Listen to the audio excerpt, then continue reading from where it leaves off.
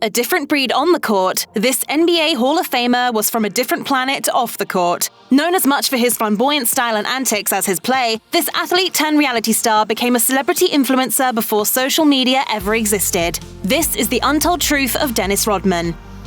During a 1990 interview with the New York Times, a then 29-year-old Dennis Rodman discussed his difficult upbringing and the poverty that came with it. He recalled bussing tables at a Dallas restaurant making $60 a night and thinking he was making a lot of money. At the time of the interview, Rodman was 2 years into a 4-year, $2.6 million contract with the Detroit Pistons and felt the need to give back. He recalled a time when he found himself walking back from a Chicago restaurant with his teammates and seeing a pregnant homeless woman with 2 small children. He said, "I had $250 in my pocket, and I gave it all to her. If I had $1,000, I would have given her that too. There are a lot of people out there that are more worthy of this money. People without houses, people living on the street. I was lucky to come upon this, what I have now." This wasn't an isolated incident. The former NBA star regularly did the same for the homeless people of Detroit, saying, "I gave a lot of money to the homeless this year. I go to downtown Detroit and give out $50 bills or $100 bills. You can't help everybody, but you can help some people. I make millions now. What's $250? During the 1997 NBA Finals, the Chicago Bulls were defending their title against the Utah Jazz. Dennis Rodman wasn't playing well during Game 3 of 7, and when asked by reporters about his performance, the power forward gave an inflammatory excuse. "It's difficult to get in sync because of all the f***ing Mormons out here, and you can quote me on that." As you might expect, Rodman's comments didn't go over well. The Salt Lake City branch of the NAACP said they were, quote, "outraged by the insensitive and derogatory remarks," and the Anti-Defamation League pressured the NBA to take action. And that they did. Rodman was fined $50,000, the biggest fine in NBA history at the time. Rodman later backpedaled, saying to the AP, "That was a bad action on my part, so we retract that." He added that he didn't mean to insult a religion, just Utah Jazz fans, saying, "The people were giving me the finger and things like that." Are you sincerely sorry?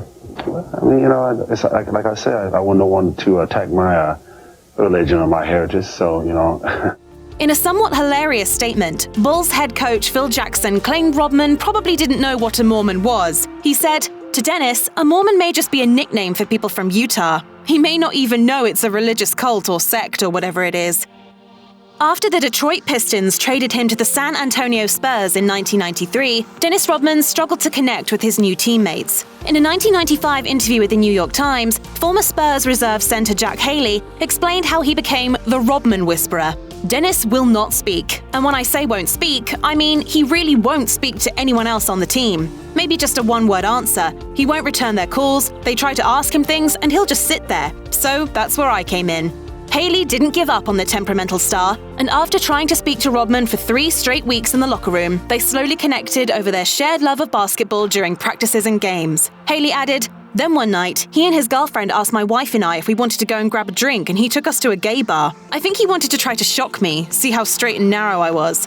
They had male dancers, So I shocked him and slipped the guy a buck in his G-string." The two then became inseparable, and Haley helped their coach learn to communicate with Rodman. "I told him the number one way to deal with Dennis is just to be direct with him." In a 2019 interview with Bleacher Report, Dennis Rodman opened up about his struggles with depression and discussed his thoughts about ending his own life in 1993. "I wanted to be loved by somebody or someone because I was never loved by my mother or father because they were never there. So when I got to Detroit, they embraced me as one." However, after the Bad Boys team disassembled, Rodman imploded, saying, quote, "I was all by myself. I had nobody to turn to." He then detailed his lowest moment, saying, "I wrote a note and went to the parking lot of the Palace. I had a gun rack and I had a gun in my car. I had it in my hand. But for some reason, I played this music. It didn't have anything to do with basketball. It had to do with this love that I wanted, and it suddenly just left me." Rodman fell asleep to the music and eventually woke up surrounded by police. He explained, "I didn't know what was going on. I totally forgot I had a gun in my hand. I didn't expect the NBA to be like that. I didn't expect teams to just trade players and you say, okay, this is a business, and forget about it. That was what drove me to that point." When I came to, I realized, I said, oh my God. I just totally forgot I was thinking about suicide. If you or someone you know is having suicidal thoughts, please call the National Suicide Prevention Lifeline at 1-800-273-TALK 8255 or text HOME to the crisis text line at 741-741. Details of Dennis Rodman's difficult childhood became clear in his 1996 book, Bad As I Wanna Be, where he discussed his wild and absent father. I haven't seen him in more than 30 years, so what's there to miss? I just look at it like this. Some man brought me into this world. That doesn't mean I have a father. Philander Rodman spoke with the Washington Post in 1996, where he didn't do much to push back on that characterization. Then a bar owner in the Philippines, Philander claimed to have 27 children, quote, from 4 different wives and extracurricular activities. By 2012, the number of both children and wives increased. According to the AP, Philander had boasted, quote, 29 children by 16 mothers at the time. Philander also inferred that his infamous son was actually just a small chip off the old man's block, saying, "They think Dennis is bad. They ain't been around me. They ain't seen nothing. I'm the bad one." Yikes. Dennis finally reunited with his then 71-year-old father at a 2012 exhibition game in the Philippines. Philander told reports, "It was great. I've been trying to meet him for years, and then last night, boom, I met him. I was really happy and very surprised." However, the reunion was a brief one. Dennis barely spent 3 minutes with his father while signing autographs for fans. I always tell people, especially girls, and I say, I don't know how to be a father. After a whirlwind romance and infamous Las Vegas bender, Dennis Rodman married model and Baywatch star Carmen Electra. Less than 2 weeks later, Rodman filed for an annulment, and the couple finalized their divorce 6 months later. During a 2010 appearance on Oprah Winfrey's Where Are They Now?, Electra opened up about their romance and claimed she was self-destructive at the time because of her mother's recent passing from brain cancer. She met Rodman shortly thereafter. She said, "Dennis was the life of the party. He was fun. I started drinking. People couldn't understand why I loved him, because he had a reputation for being a bad boy." What I saw in the beginning was this sort of a gentle giant that was in a lot of pain. Then they got married, and it was instant regret. Electra explained, "It happened so fast, and I remember right after I felt like, oh God, what did we do? What did we just do?" She explained that their relationship was, quote, very passionate, but that this came with a downside. She said, "So when it was good, it was amazing. When it was bad, it was the worst." In 2015, the Hall of Famer endorsed Donald Trump on Twitter shortly after the then reality show host announced his candidacy. Rodman tweeted, "Donald Trump has been a great friend for many years. We don't need another politician. We need a businessman like Mr. Trump. Trump 2016. Trump clearly appreciated the nod, replying, "Thank you, Dennis Rodman. It's time to make America great again. I hope you are doing well." This shouldn't come as much of a shock, as Rodman appeared on the real estate mogul show, The Apprentice. Trump also had nothing but praise for Rodman and his relationship with North Korean leader Kim Jong-un. Rodman befriended the dictator, who famously loved the championship 90s Chicago Bulls, after a 2013 trip to North Korea. During a 2013 interview on Fox News, Trump said, "You look at the world is blowing up around us. Maybe Dennis is a lot better than what we have. It's not an act. Dennis is not a stupid guy. He's smart in many ways. He's very streetwise." Fun fact, Rodman was fired on The Apprentice after his team spelled Melania Trump's name wrong. How do you spell Melania? M-E. Wow. Dennis Rodman and pop icon Madonna had a brief fling in 1994, and while most people have wiped that from their memory, Rodman's time with Madonna gave us a story for the ages. During a 2019 interview on The Breakfast Club, Rodman claimed the Material Girl singer offered him $20 million if he could impregnate her. Rodman recounted one memorable phone call. She said, "Dennis, you know what? I'm ovulating." I said, "What is that?" I was trying to with her, right? He then told the music legend, quote, "I'll be there in 5 hours."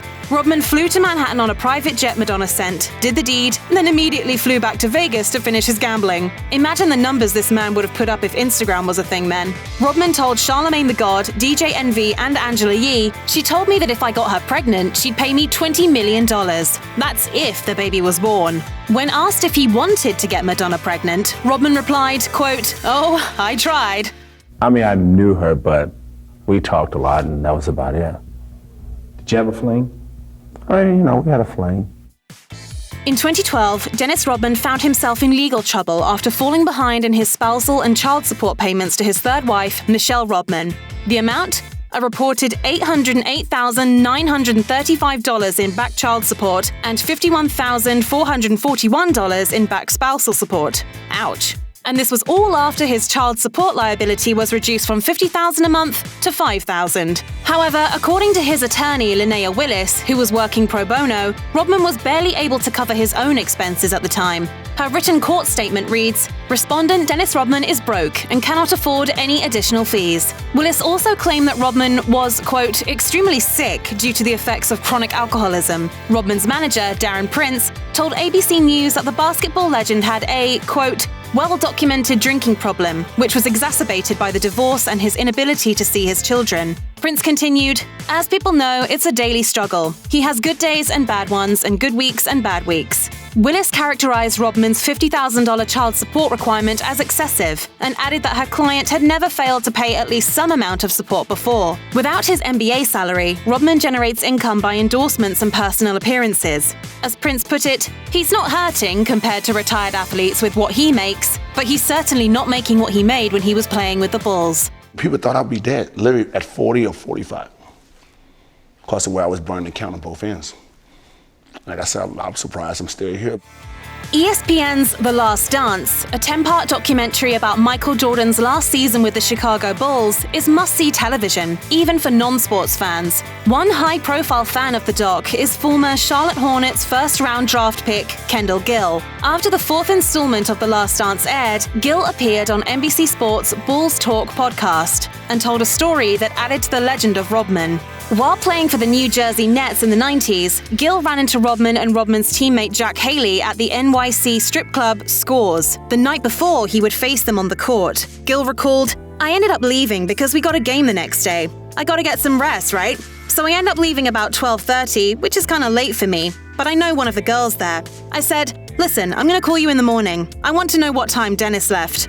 He continued, "So I called her after shoot-around, and she goes, 'He was in there till 4 or 5 in the morning.' I was like, 'He won't be able to run with us tonight. We got him.' Dennis comes in that game, and I believe he had like 20 rebounds, man. Runs like a racehorse." I created this monster. But nobody can say anything bad about me as a teammate. Check out one of our newest videos right here. Plus, even more Nicki Swift videos about your favorite stuff are coming soon. Subscribe to our YouTube channel and hit the bell so you don't miss a single one.